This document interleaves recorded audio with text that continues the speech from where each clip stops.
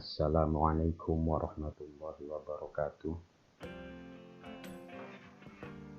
Melanjuti dari video kemarin kita sudah bahas soal wazan,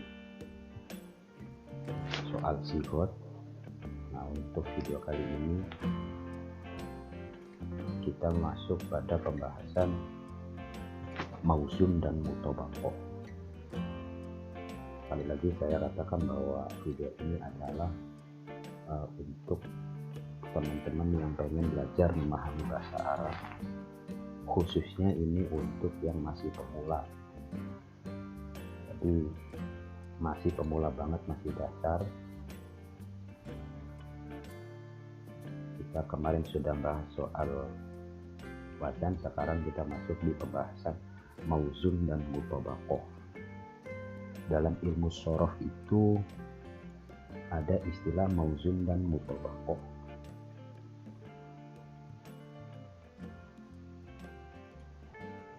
Mauzun adalah kata yang mengikuti wazan.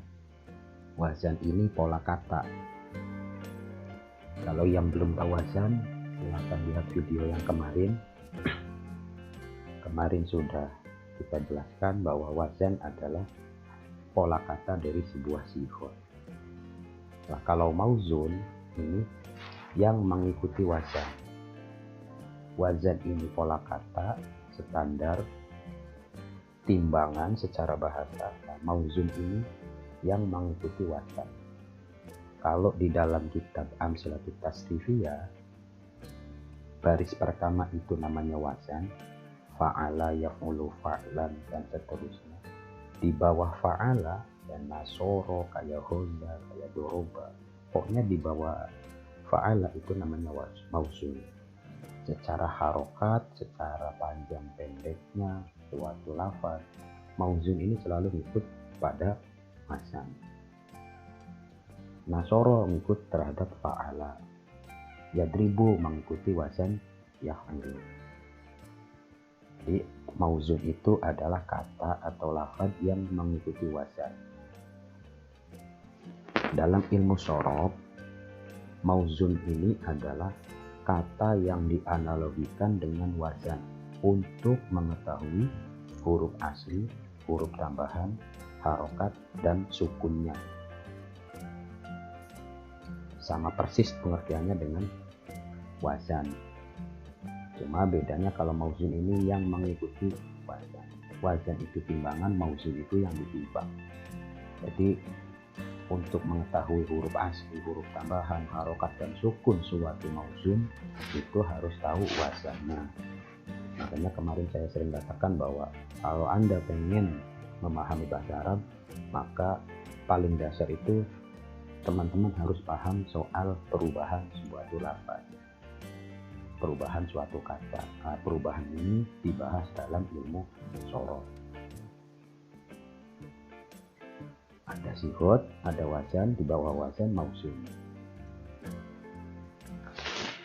Dalam kitab tasrif, setiap kata atau lafaz yang pertama, baris pertama dalam setiap bab, yang di situ terdapat huruf fa'ila, fa'ala, yaf'ulu, fa'lan, maf'alan, fa'ilun, maf'ulun, itu namanya wazan. Huruf-huruf itu dari fa'ala sampai akhir, sampai mif'alun, itu namanya wazan yang berfungsi untuk menjadi timbangan, untuk menjadi kiblat, untuk menjadi patokan dari lafaz-lafaz yang lain. Yang mengikuti terhadap wazan itu namanya mauzun.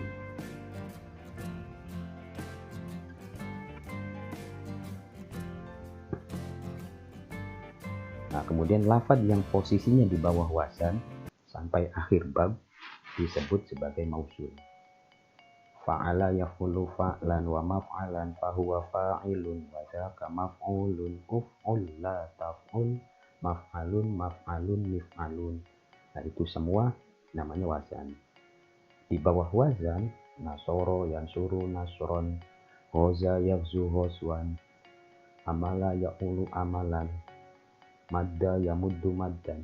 Pokoknya yang di bawah fa'ala posisinya urutannya itu namanya mausun. Mausun itu ngikut terhadap wazan, mengikuti dari segi huruf aslinya, huruf tambahannya, harokat maupun soal sukunnya.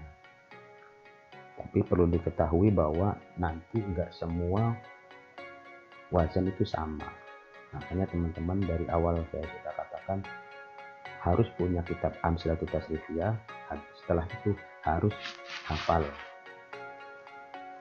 Biar tahu bahwa contoh misalkan di bab 1 itu wazannya fa'ala yaf'ulu, di bab 2 berbeda. Di bab 2 wazannya fa'ala yaf'ilu. Nah, ini beda. Fa'ala yaf'ulu dengan fa'ala yaf'ilu. Kalau Nasoro ikut wazan bab 1, fa'ala yaf'ulu, Nasoro yansuru. Kalau doroba ini mengikuti wazan bab 2. Wazan bab 2 fa'ala yaf'ilu. Maka mauzinnya doroba yang 1000. Jadi begitu posisinya.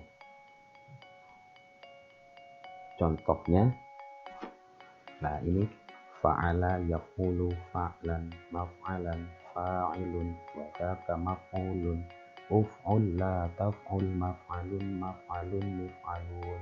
Ini namanya wazan. Di bawahnya nasoro yansuru nasron mansoron nasirun mansurun unsur la tansur mansorun mansorun minsorun. Nasoro ini mausun. Maka mausun itu wajib sama dengan wazan. Fa'ala nasoro, yaf'ulu yansuru, fa'lan nasron, dan seterusnya. Oke ya, sampai di sini paham ya soal sihot, wazan, dan mausun. Kemudian yang perlu teman-teman ketahui, istilah selanjutnya dalam ilmu shoroh itu ada namanya mutobakoh. Mutobakoh itu apa? Mutobakoh ini secara bahasa artinya adalah selaras atau cocok. Mutobik, cocok. Dalam ilmu shoroh, mutobakoh ialah menyamakan atau mencocokkan lafadz lain dengan mauzun. Dalam kitab tasrif, baik segi wazan, bina, sihot, dan binanya. Jadi mutobakoh ini menyamakan lafadz lain dengan mauzun. Contohnya begini. Ghoza yaghzu ghazwan. Ghoza yaghzu ini mengikuti wazan fa'ala yaf'ulu.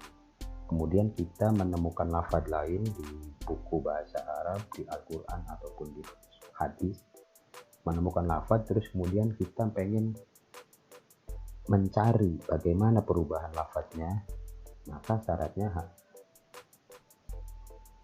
harus tahu wazannya. Nah, mutobakoh ini maksudnya wazan itu ada di tasrif, mauzun juga ada di tasrif. Kalau mutobakoh ini khusus untuk lafadz-lafadz yang tidak tertulis dalam kitab Amsilatut Tasrifiyah, di kitab tasrif tidak tertulis. Nah, untuk mengetahui perubahannya maka disamakan dengan mauzun. Misalkan da'a itu disamakan dengan ghoza, mutobiknya ghoza. Maka perubahannya da'a itu sama persis dengan ghoza.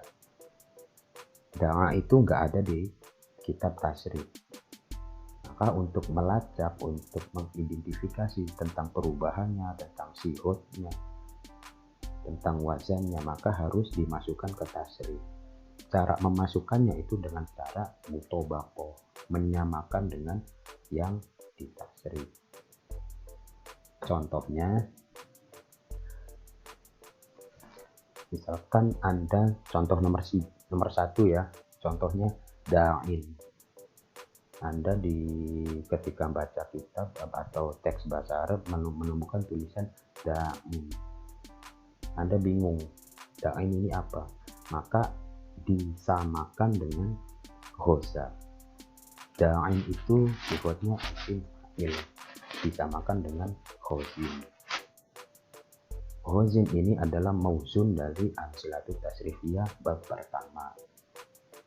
Maka ketika sudah ketemu mutobakohnya, maka teman-teman nanti akan bisa melacak. Misalkan pertanyaan, apa isim maf'ulnya lafadz da'in? Maka kita cari khozin, khoza yaksu khozwan wa mangzan fahuwa khozin wa zaka maghzubun. Maka ketika sudah ketemu maghzubun, berarti isim maf'ul dari lafadz da'in adalah mad'un. Fi'il mudhari dari lafadz da'in adalah yad'u, disamakan dengan yaksu. Ini namanya mutobakoh, menyamakan lafadz yang tidak ada dalam tasrif dengan mauzun yang ada di dalam tasrif. Contoh yang kedua, jalisun. Jalisun ini nggak ada dalam kitab tasrif, maka cara penasrifannya harus disamakan dengan mauzun. Menyamakan dengan mauzun ini namanya mutobakoh. Jalisun ini disamakan atau mutobakohnya itu dengan lafaz doribun. Doroba yadribu, berarti jalasa yajlisu. Yadribu dorban wa madroban, berarti jalsan wa majlasan. Fahuwa doribun fahuwa jalisun, wazaka majlusun wazaka madrubun.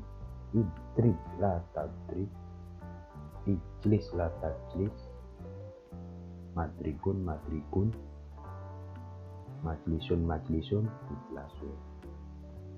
Jadi tinggal disamakan antara lafaz yang kalian temui di kitab-kitab dengan mauzun yang ada di tasrif. Ini yang dimaksud dengan mutobakoh. Diingat-ingat video awal itu kita mempelajari soal pengantar, kemudian ada istilah sihot. Sihot itu jenis kata. Setiap jenis kata itu menuntut makna yang berbeda. Maksudnya sihot fi'il madhi, maknanya kata kerja lampau. Fi'il mudhari berarti kata kerja yang sedang atau akan dilakukan. Ini sihot. Kemudian dari setiap sihot ini memiliki pola kata yang berbeda dari setiap sihotnya. Pola kata dalam sihot ini disebut sebagai wazan. Ketika teman-teman sudah paham soal wazan, maka berlanjut mauzun. Lafaz di bawah wazan sampai akhir bab. Lafaz yang setelah urutannya setelah fa'ala yaf'ulu dari setiap bab itu namanya mauzun. Mauzun ini secara harokat, secara huruf asli, huruf tambahan, sukun atau panjang pendeknya ini mengikuti terhadap wazan. Kemudian untuk lafaz-lafaz yang dalam kitab amsilatut tasrifiyah tidak ada, nah ini bisa kita ikutkan. Lah, mengikutkan lafaz yang di luar tasrif dengan lafaz yang ada dalam kitab tasrif ini namanya mutobakoh. Oke, sampai sini silakan teman-teman di rumah latihan dihafalin kitab tasrifnya, kemudian coba ngelacak-lacak lafaz-lafaz yang kalian pelajari di kitab bahasa Arab, Quran ataupun hadis. Silakan cari apa itu wazan, apa mauzun, apa sihot, apa itu mutobakoh. Baik, untuk materi ini kita cukupkan sekian. Nanti kita lanjut di video yang berikutnya. Terima kasih. Semoga video singkat ini bisa bermanfaat. Dari kami kurang lebihnya mohon maaf. Wassalamualaikum warahmatullahi wabarakatuh.